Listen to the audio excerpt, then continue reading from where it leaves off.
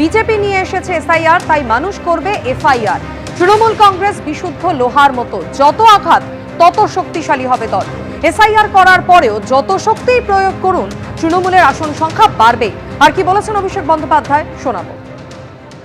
আজকে শুধুমাত্র এরা বাংলার প্রকল্পের টাকা বন্ধ করেই শান্ত নয়, বাংলার গরিব মানুষকে তার মৌলিক অধিকার থেকে বঞ্চিত করতে এসআইআর নিয়ে এসছে।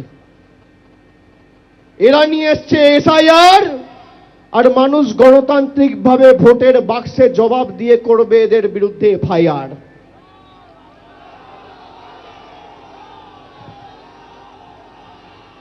বিশুদ্ধ লোহা দেখেছেন, সেই লোহাতে যত আপনি মারবেন, যত আঘাত করবেন, লোহার উপর যত প্রহার করবেন, যত পোড়াবেন, যত তাতাবেন, সেই লোহা তত শক্তিশালী হয়। তৃণমূল কংগ্রেস দলটা বিশুদ্ধ লোহার মতো, যত আপনি অত্যাচার করবেন আর যত আপনি আঘাত করবেন, তৃণমূল কংগ্রেসের কর্মীদের মনোবল তত চাঙ্গা হবে আর দল তত শক্তিশালী হবে।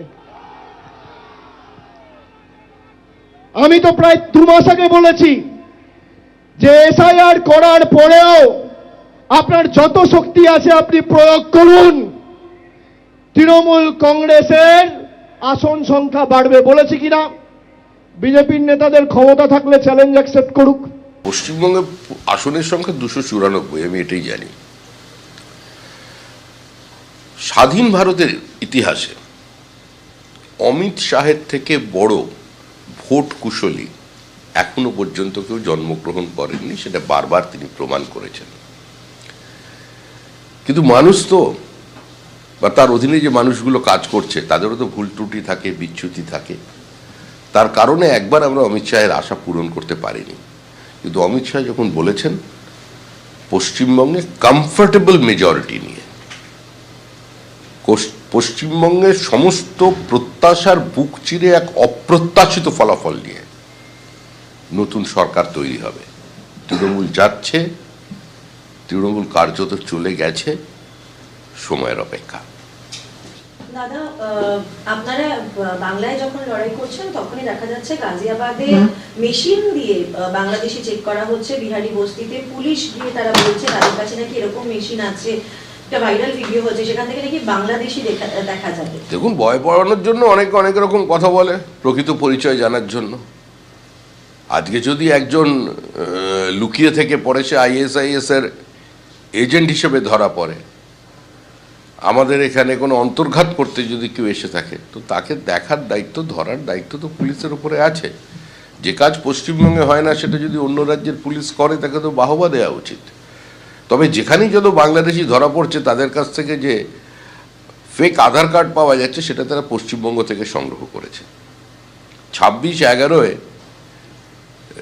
যে নাশকতামূলক কাজ হয়েছিল, সেখানেরও 2টো সিম কার্ড সংগ্রহ করা হয়েছিল মৌলালির পাশের একটি পানের দোকান থেকে। প্রত্যেকটি নাশকতামূলক কাজের সঙ্গে পশ্চিমবঙ্গের নাম জড়িয়ে যাচ্ছে।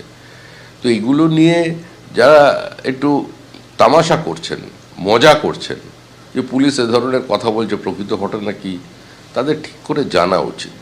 পশ্চিমবঙ্গে তো বাংলাদেশি আছে, রোহিঙ্গা আছে, এটা তো প্রতিষ্ঠিত, প্রমাণিত, দৃশ্যমানতায় আছে। এ তো বিজেপির সরকার নয়।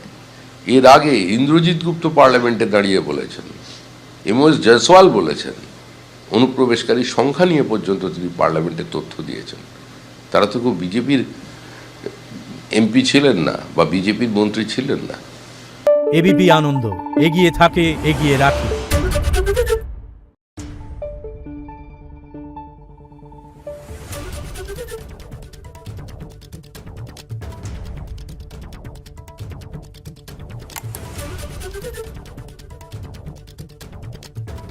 Thank you.